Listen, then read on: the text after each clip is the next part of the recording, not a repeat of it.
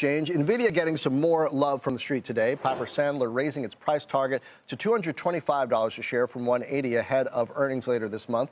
The firm expecting results to be in line with company expectations, but sees more room to run as Nvidia alleviates supply shortages. For more, let's bring in Harsh Kumar, senior research analyst at Piper Sandler.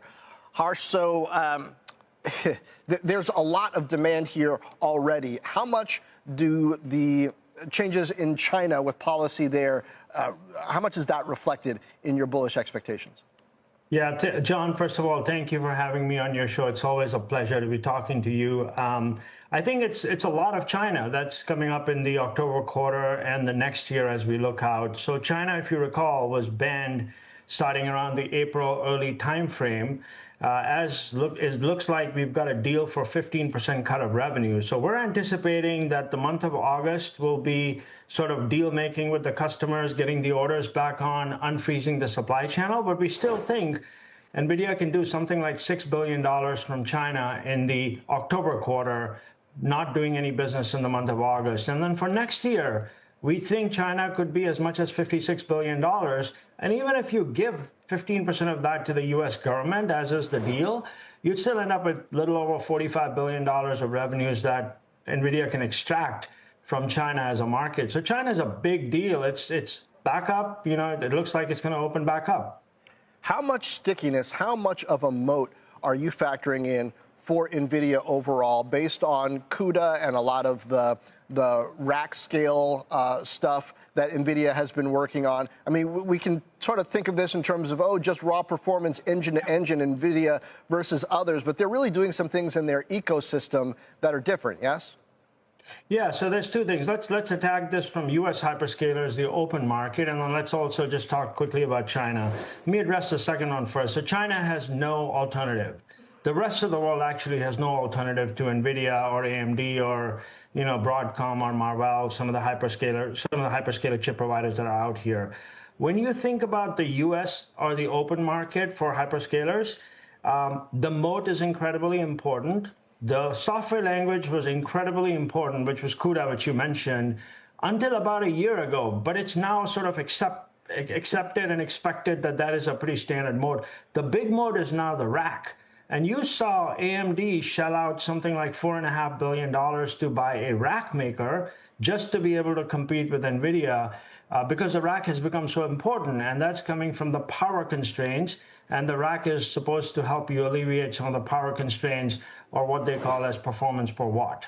So the rack is now the important thing, and Nvidia still got the best rack, still got the best ROI, still got the best performance. Are efforts like AWS's Project Rainier, in which they're trying to build out a supercomputer based on their own Trainium chips, a threat to that thesis?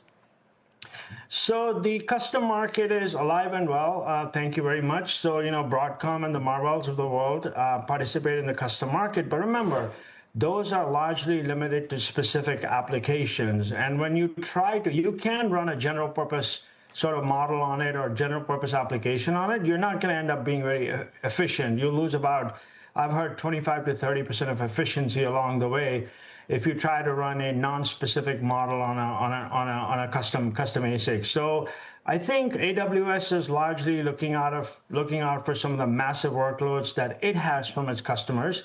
Microsoft notably is doing the same thing with the chips that it's trying to develop, the Maya chip and so on and so forth. And Broadcom, of course, is supplying chips to Google and Meta.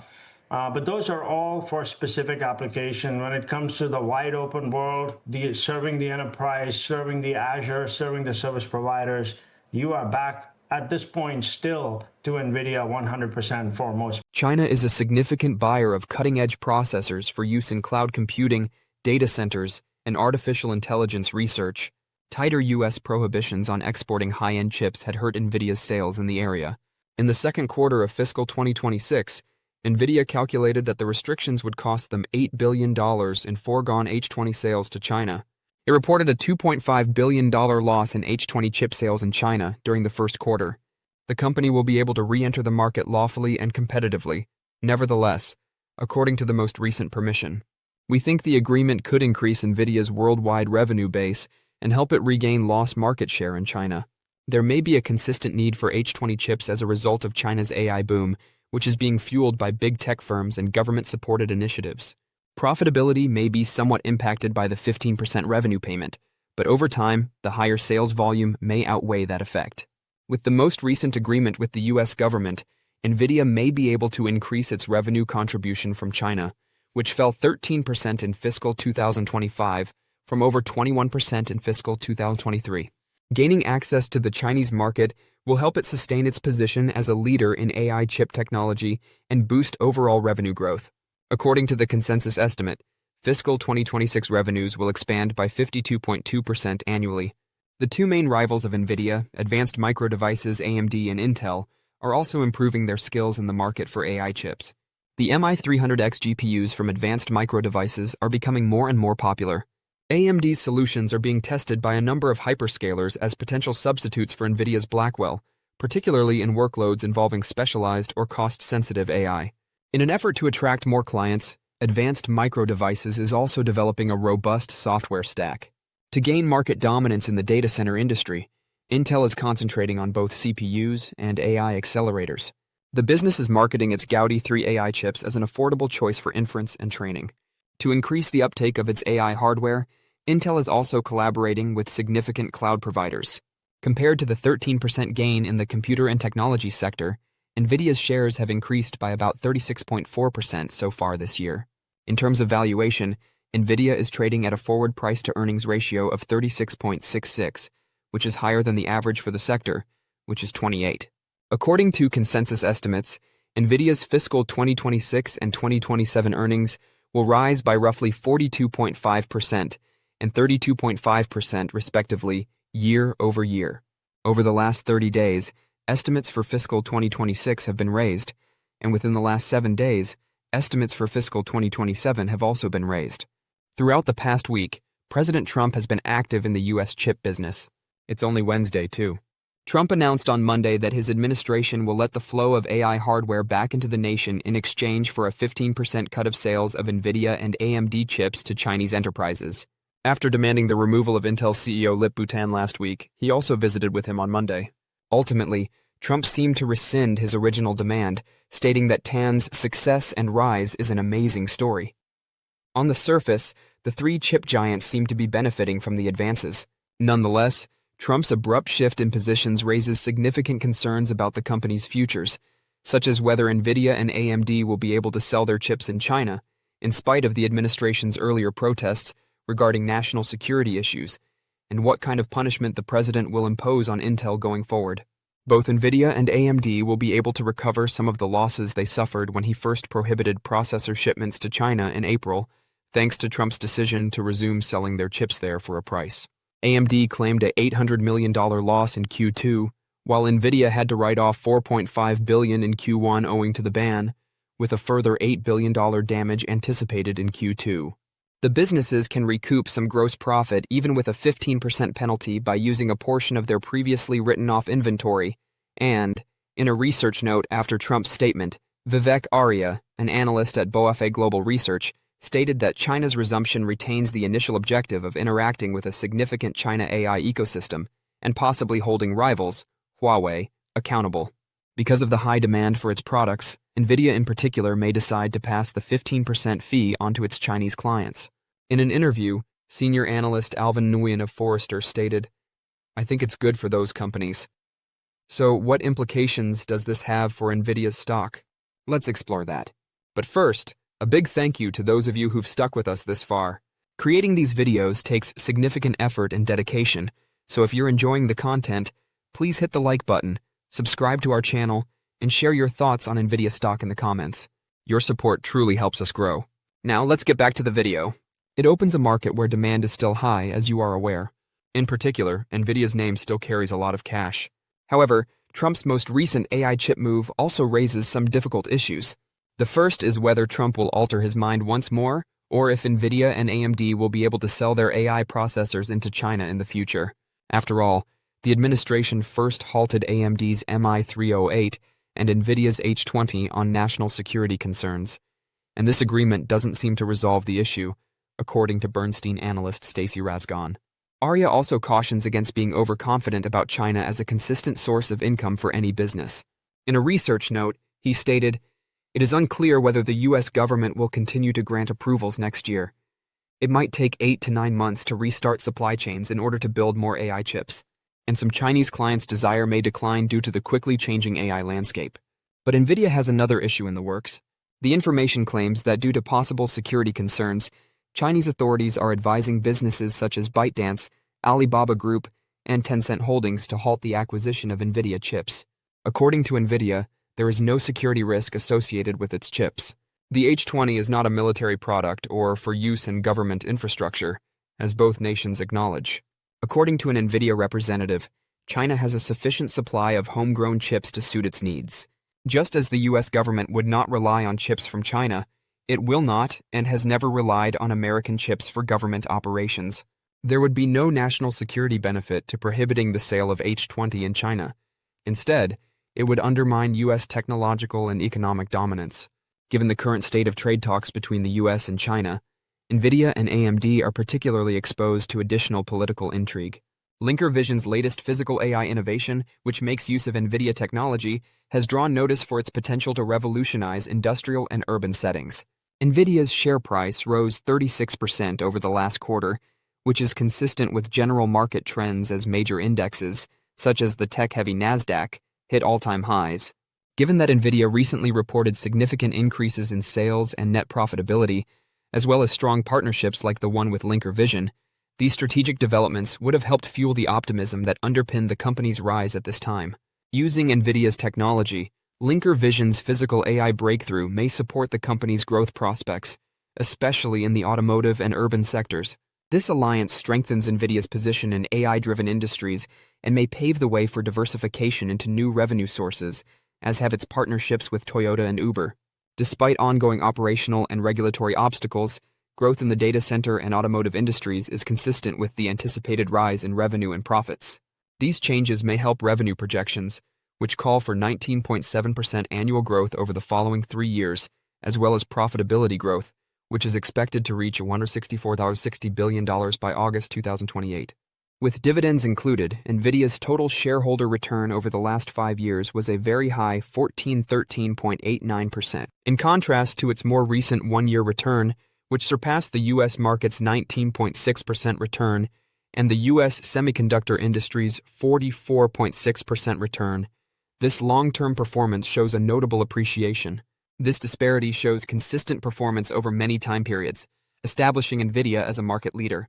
The present share price of US $183.16 indicates that market sentiment is largely in line with analyst predictions, as evidenced by the tiny 0.67% discount to the consensus price objective of US $24.38. The closing gap, however, also emphasizes how crucial it is that Nvidia reach these valuations by attaining the anticipated growth rates. Nvidia's ability to take advantage of AI and automotive technologies will be crucial to sustaining this trajectory as it manages possible regulatory hurdles and production costs. Don't forget to share your thoughts and experiences in the comments below. Your input helps create a more knowledgeable community where we can all learn and grow together in the world of investing. Stay up to date with the latest market trends, insights, and key updates by subscribing to Investing Tutorial. We're here to help you make smarter investment decisions and stay ahead of the curve. Reuters reporting today that U.S. authorities have been placing secret trackers into shipments of advanced semiconductors in an attempt to find chips that are being diverted into China. Christina Partsinevelos is digging into that story for today's Tech Check. And Christina, this is interesting. Wonder how effective that is. Yeah, that's a good point. Well, U.S. authorities, like you said, they may be tracking devices on shipments of advanced AI chips, but industry sources tell me we shouldn't expect to see these trackers on individual NVIDIA chips anytime soon. So the trackers are ranging from really tiny devices to smartphone-sized units. Therefore, you could see them.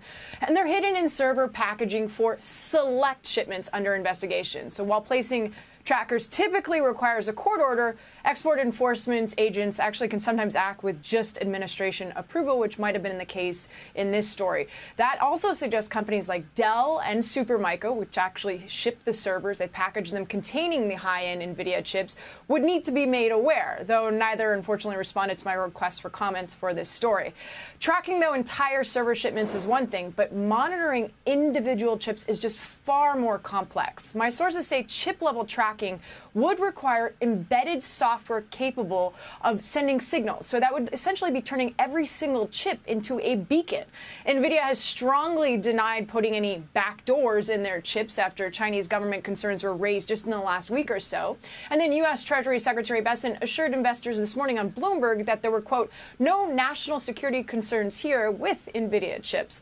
But the smuggling problem is real. Just last week, 2 Chinese nationals were arrested for illegally exporting millions of dollars worth of Nvidia chips to China. While CEO Jensen Huang denies diversion is happening, multiple reports confirm a thriving black market in China with an estimated $1 billion worth of Nvidia products. And this is according to the FT. Some will deny that billion-dollar number, but that traded into China just last quarter alone. The tracking initiative does highlight a fundamental challenge in the global semiconductor supply chain. Keeping tabs on where chips end up once they leave the factory, once they leave, where they're being built in Taiwan remains almost impossible at scale, guys. And Kevin, as we get close to the end of our day here, what levels are you watching on the S&P 500? Yeah, well, Marley, I mean, obviously we started off pretty strong here, but it's been a little bit weak over the last, let's say, 2 hours or so. We have seen a decent little consolidation here at the bottom of the range, but we have been able to hold a very key area of support if you're looking at the options flow from today. Early on, we started off very bullish, looking at that 6470-ish area as your first area of resistance, and then you saw a lot of activity at the 6500 level, but we did see a little bit of failure. A distribution pattern kind of took place here early on in the session, and we started going towards the 6450-ish area, and that's actually where we do see a significant amount of put action today. You're looking at 6450 to 6445 here. We had a consolidation, and now we have this cup and handle pattern that we're trying to break out of. And actually, if we're able to get away from the 6460, you can look at another 10 to even maybe 15 points to the upside. But you're going to need to have some of the mega cap tech names really kind of outperform and get out of their slump for today. We'll look at a chart about that a little bit later here, but overall we're still kind of compressed in this range. We're trying to get out of it as much as possible. This is exactly what we saw around this time last week, where we had a session where every type of positive or any type of advance that we had was on light volume, and then you saw some aggressive selling kind of taking place. That's exactly what's been happening here today. We did see some decent volume on some upticks, especially around the Goolsby comments that came out about an hour ago or so, but ever since then we just continue to sell into a lot of the strength. So hopefully we have the mega cap names really try to carry their weight here going into the close. That's going to be Apple, which is still doing pretty well on the day. If you're looking at it, it's still green, but kind of been a little bit lackluster because of some of the news flow. Tesla as well, and then you're looking at Google. Those are really the 3 names that you'd like to see kind of get off the mat, maybe get some buyers stepping in here, and that should actually propel us higher because the broader equity market is actually doing pretty good. We still have 80% of the stocks in the S&P 500 in the green so far, even though the price action looks a little bit lackluster. All right, we'll talk about the mega caps in a second, but I see in your charts that you've prepped that tell us about the S&P 500 equal weight outperforming the S&P 500 today. Yeah, this is exactly what we're kind of talking about. If you're looking at the S&P 500 equal weight, it's actually up over probably 1% at this point in time here. It actually had a little bit of a pullback, but it's been up to the right ever since, just showing that more participation in the market, more advances are taking place here. But you did see the S&P 500 kind of stalling out. And this just kind of represents the fact that a lot of these larger cap stocks or these mega cap names really do influence the market, even though we have really good optimism in some sectors. When it comes to technology, it looks like it's kind of, once again, a little bit dampening down the activity for today. This is not a bad sign. What you would like to see is maybe a follow-through day tomorrow where the equal weight continues to outperform, but you also have the mega cap names kind of contributing a little bit more. That will give you that thrust that you'd like to see as far as price action if you're a bull, to give you some confidence that this is going to be able to hold up. You don't want to really see any type of breakdown between technology and communication services for a long period of time. I'm not saying that's going to happen. I'm not saying that's happening right now, but this is actually a very interesting dynamic that we have seen here today, where we're making newer highs, and the S&P equal weight may, depend on the close here. I think it's only about 20 points away, 15, 20 points away from potentially making all-time closing highs. So that's also a decent milestone to be on the radar here for today. But this just represents the fact that we just have a couple of names really that are kind of dragging us down and really preventing us from really trying to rip higher and try to get to that 6,500 level in the S&P 500.